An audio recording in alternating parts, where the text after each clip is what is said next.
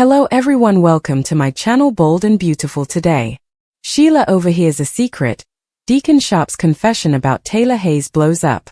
Sheila Sharp is going to find out something that Deacon Sharp says about Taylor Hayes. This is really going to upset Sheila Sharp because she already feels like Deacon Sharp did something to her. Deacon Sharp and Taylor Hayes are getting really close to being more than friends. As the week of January 5th to 9th goes on, Deacon Sharp will spend some time with his son Deke Sharp. General Hospital 2-week spoilers January 12th to 23rd. Ava's stunning encounter and Willow's future sealed. Video player is loading. Play video. This is a time for Deacon and Taylor to spend together. Deacon will get to talk about how he feels. He is going to make a confession. It seems like Deacon is ready to tell Taylor that he likes her a lot. He does not just think of her as a friend anymore. Deacon might also say that he thinks Taylor feels the way about him. She has been giving him signals. He can tell that there is something between General Hospital's Deacon and Taylor. Deacon should probably talk about some of the things that happened during his therapy sessions with Taylor. Taylor and Deacon have kept doing things that they should not be doing. They have been getting too close, not following the usual rules that a doctor and patient should follow. Deacon has a lot to say about Taylor. Unfortunately, some information from the Bold and the Beautiful shows that Deacon will not know that Sheila is nearby watching them. Sheila might be hiding near Illinois Giardino. This is a place she has used before to listen in on people. Sheila will definitely listen to some of what Deacon and Deke are talking about. Even if she does not hear everything, she will hear enough to know something is going to happen. Then Sheila will talk to Deke about it. Sheila will ask Deke what is going on between his dad and Taylor. Sheila will want to know what Deke knows about his dad and Taylor. Deke might not say anything about what's going on. He might think it is not his place to talk about it. He could say that if Sheila is worried about her marriage, she should talk to Deacon, not him. Deke may be feeling really worried about Sheila. She can be a little crazy sometimes. Deke does not want her to lose control again. Sheila really cares about Deacon. That makes Deke worried about his father and Taylor. Deke is worried about what Sheila might do to them. Sheila is very protective of Deacon, so Deke is concerned for Deacon and Taylor's safety. Deke might eventually caution Deacon, but will Sheila take decisive action before he gets the opportunity, considering she could flip out? Once Sheila learns about Taylor and Deacon becoming too close for comfort, she could easily go off the rails. Sheila just will not stop bothering Taylor. Sheila Sharp could not stop harassing Taylor Hayes while Carter Walton got what he wanted with his engagement. At the Cliff House, Steffi Forrester Finnegan told John Finn Finnegan about Taylor and Deacon Sharp. They are developing feelings for each other. Steffi told Finn how she found out about Taylor and Deacon Sharp. Finn was really surprised that Taylor was acting this way. It is not like Taylor to do something like this. Steffi was worried about what Sheila would do if she found out about Taylor and Deacon Sharp. She was worried that Sheila would go after Taylor. Finn told Steffi Forrester Finnegan that everything would be okay. He tried to reassure her that Sheila would not hurt Taylor. Finn told everyone that he had been thinking about doing something for Steffi, so they had a nice time together and they were looking forward to having normal days together. Finn and Steffi had some moments. At Illinois Giardino, Sheila found Deke Sharp and Hope Logan Spencer. She wanted to talk to them again. She wanted them to like her. On Monday's episode of The Bold and the Beautiful, Hope was getting ready to tell Deke Sharp something. She had found out something from Steffi. Steffi had told her about Deacon and his feelings for Taylor. Deke said he already knew what was going on because Deacon did not do a job of keeping it secret. Hope talked about Steffi's worries that Sheila would lose control if she found out about Taylor and Deacon's feelings for each other. At Taylor's office, Taylor seemed happy with her life. Deacon thought Taylor deserved better. Deacon said that even if he talked to a therapist, it would not fix the problems in his marriage or the way he feels about Taylor. Deacon still has feelings for Taylor. That is not going to change. At Forrester Creations, Daphne Rose said that people had asked her to marry them. Carter said his proposal was special. He told Daphne Rose that he would go anywhere with her, to Paris or the moon. Carter wanted to be with Daphne Rose wherever she went. Daphne Rose saw that Carter really wanted to spend his life with her. So she said yes to Carter. Kissed him. Then Daphne Rose put on the ring that Carter had given her.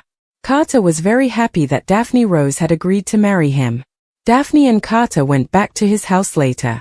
They were going to be in the bedroom because they were happy about getting engaged. Carter had lit some jasmine candles. He did this because Daphne smelled like jasmine the time they met. Daphne was really happy.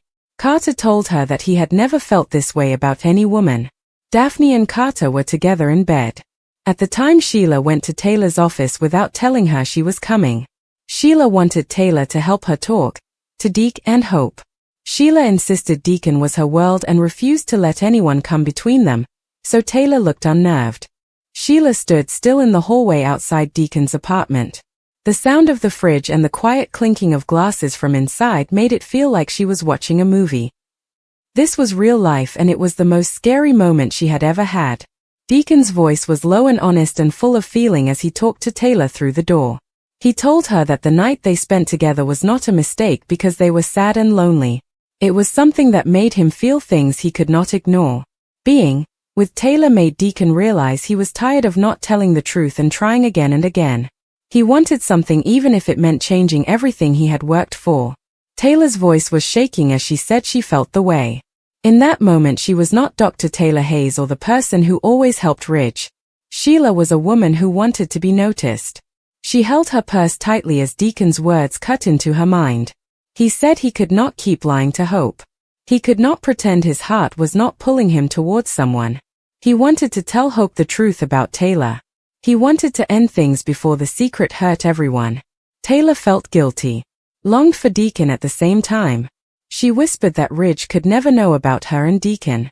Brooke would never forgive her if she found out. This secret could destroy families. Deacon said secrets are what destroy families, not honesty.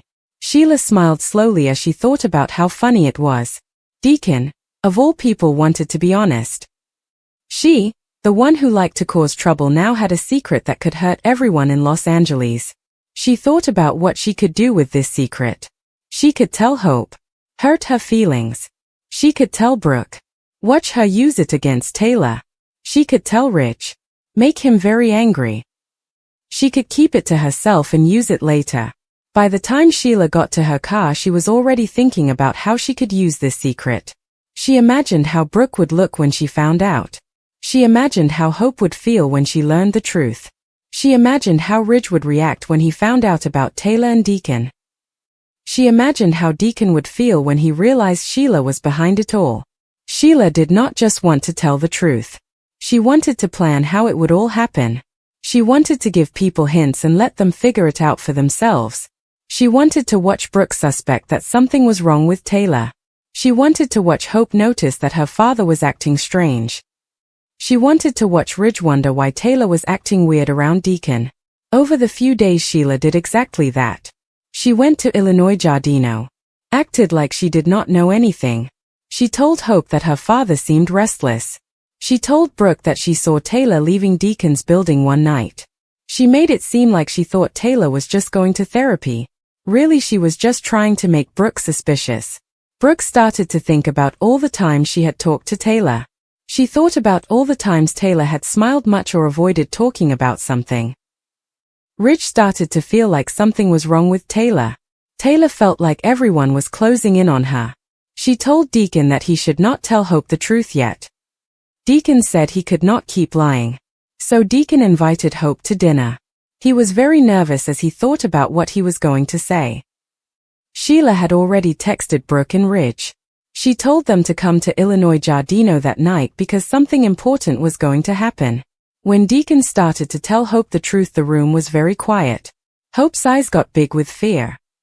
Before Deacon could finish, Sheila stepped forward and said, "You mean the part where Taylor became more than just a friend?" Everyone reacted immediately. Hope's chair scraped against the floor. Brooke gasped. Ridge demanded answers. Taylor appeared in the doorway. Her face turned white. She realized that the secret was no longer hers. Deacon was devastated. He turned on Sheila, accused her of ruining everything. Sheila just shrugged. She said she was tired of secrets hurting people. She said Hope deserved the truth. She said Brooke deserved to know what her friend was really like. Ridge was very angry. He felt foolish and manipulated. Brooke was hurt. She also felt like she had been proven right. All the old fights between them started again. Hope was shaking as she asked her father how long he had been lying to her. Deacon's voice broke as he said it had meant something to him. He had been ready to end things, but now everything good in his life was gone. Taylor, fighting tears, confessed she had tried to stop it, had tried to do the right thing, but loneliness had gotten the better of her, and in that instant families fractured. Hope walked out. Brooke followed with a glare that promised war. Ridge told Taylor he needed space he might never bridge, and Sheila stood alone in the wreckage she'd engineered, savoring the chaos even as Deacon's eyes burned with a mixture of hatred and heartbreak, because the truth she'd overheard had not just blown up one relationship, it had reignited the eternal triangle, reopened scars that never healed, and proved once again that in a town built on secrets, Sheila Carter would always be the one who decided when they came to light. In the aftermath, Los Angeles seemed to vibrate with the shockwaves of Sheila's revelation, because secrets on the bold and the beautiful never simply fade, they echo, reverberating through every hallway of Forrester Creations and every heart bound to its legacy. And as Hope drove aimlessly through the city, tears blurring the lights into streaks of pain, she replayed her father's broken confession, wondering how a man who had fought so hard for redemption could still be capable of wounding her so deeply. While Brooke sat rigid beside Ridge in their living room, her anger simmering beneath layers of disbelief, insisting that this was exactly who Taylor had always been beneath the saintly exterior, a woman who stepped into Brooke's life and took what she wanted, and Ridge, torn between decades of love and the raw sting of betrayal, stared at the fireplace as if answers might rise from the flames, because Taylor wasn't just an ex, she was history, safety, family, and now she was also the woman who had shattered the fragile peace he had finally believed in, and Taylor herself retreated into isolation, her phone buzzing with unanswered calls, her mind looping through every moment with Deacon, every warning she'd ignored, every instinct that told her secrecy was poison, and Deacon, sitting alone in his apartment, felt the weight of years of effort collapse into ash, realizing that no matter how hard he tried to become better, chaos seemed to find him, often wearing Sheila's face. And yet even in his fury he couldn't deny that he had handed her the weapon, trusting the universe with a truth that in this world was always dangerous, and Sheila, watching the city from her window, felt the familiar rush of power, the intoxicating knowledge that she had once again become the pivot point of destiny.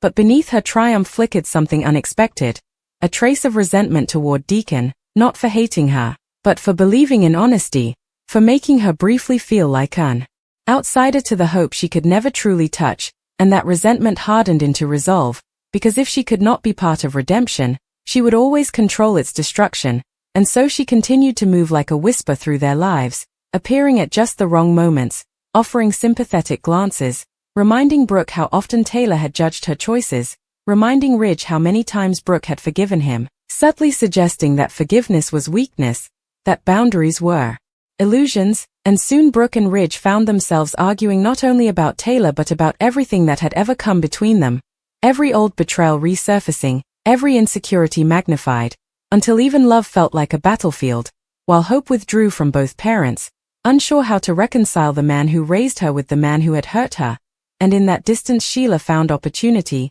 gently approaching Hope with feigned concern, claiming she knew what it was like to have a parent fail you, how devastating it was to realize love could coexist with disappointment, and Hope, desperate for understanding, listened despite herself, unaware that every word Sheila spoke was laced with self-interest, guiding her toward doubt, toward separation, toward the isolation that made people malleable, and Deacon, sensing his daughter slipping away, confronted Sheila in a moment of raw anger, accusing her of destroying everything he loved, of feeding on ruin, but Sheila only met his fury with calm, telling him that truth always finds a way out, that maybe the universe was tired of protecting fragile illusions, and in that moment Deacon realized something terrifying.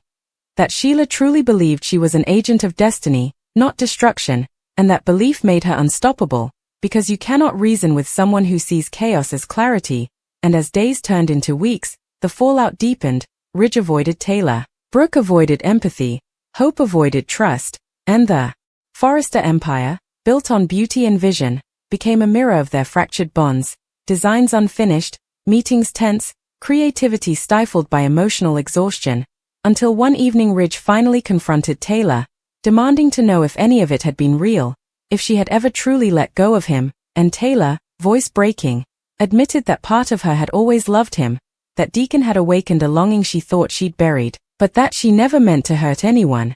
And Ridge, hearing this, felt both relieved and devastated, because it meant he still mattered, and also that he had never been free, and Brooke, overhearing, interpreted it as confirmation of every fear she'd ever had, retreating into armor forged by years of rivalry, vowing never again to be naive, and Sheila, sensing the climax building, nudged events forward one last time, arranging an accidental meeting between Brooke and Taylor, knowing words would become weapons, and in that confrontation old wounds reopened, accusations flew, histories clashed, and the women who had once tried to coexist finally accepted that peace between them was always temporary, always conditional, always one secret away from collapse, and through it all Sheila remained the invisible hand, not shouting, not demanding, simply redirecting currents, understanding that the greatest manipulations never announce themselves, they feel like fate. And as the dust began to settle, each character stood altered, hope hardened by disappointment, Brooke sharpened by vindication, Ridge fractured by doubt, Taylor humbled by consequence, Deacon haunted by the price of truth, and Sheila, alone yet powerful, reminded once more that in a world where love and betrayal are intertwined, the most dangerous person is not the one who lies, but the one who decides when the truth is told. As winter shadows lengthened over Los Angeles, the ripple effects of that one overheard confession continued to reshape every bond, because secrets on this canvas never truly die, they evolve, and hope, struggling to reclaim balance, returned to Forrester Creations with a guarded heart, throwing herself into work as if fabric and design could stitch over betrayal, yet every time she saw Brooke's fierce resolve or Ridge's distracted gaze, she was reminded that love in her family was always complicated, always conditional, and Deacon, desperate to prove that he was more than the sum of his mistakes, began volunteering, mentoring, rebuilding his image brick by brick, even as he knew reputation in this world was as fragile as glass, while Taylor, determined to face the damage she'd caused, resumed therapy sessions with renewed humility, acknowledging that loneliness had guided her more than wisdom, and that redemption required more than good intentions, it demanded accountability. And Ridge, watching her from a distance, felt the ache of unfinished chapters, realizing that some love stories never end, they simply pause, waiting for the next upheaval, and Brooke, though outwardly triumphant, felt a hollow victory, because vindication did not heal the scars, it only confirmed them, and Sheila, sensing the narrative shifting from explosion to aftermath, grew restless, because she thrived not on resolution but on rupture, and so she sought new pressure points, subtly, reminding Ridge of Brooke's past betrayals, hinting to Taylor that Brooke's forgiveness was always temporary, whispering to hope that trust once broken rarely returns, weaving doubt like silk through every conversation, until each of them began questioning not only each other but themselves, and in a quiet moment on the Cliff House balcony, Hope finally confronted the truth she had avoided, that she loved her father, that she believed in second chances, but that forgiveness was not obedience, that boundaries were not cruelty, and this realization marked a turning point,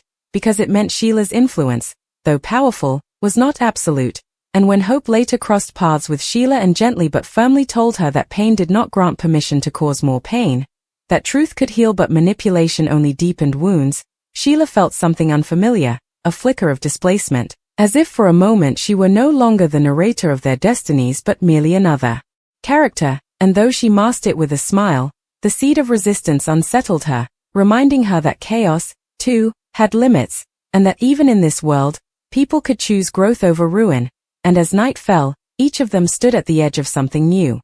Deacon stepping into responsibility, Taylor into humility, Ridge into uncertainty, Brooke into guarded strength, Hope into independence, and Sheila into the realization that control was never permanent, only momentary, and that the greatest twist of all might not be the secret she revealed, but the resilience she could never fully destroy.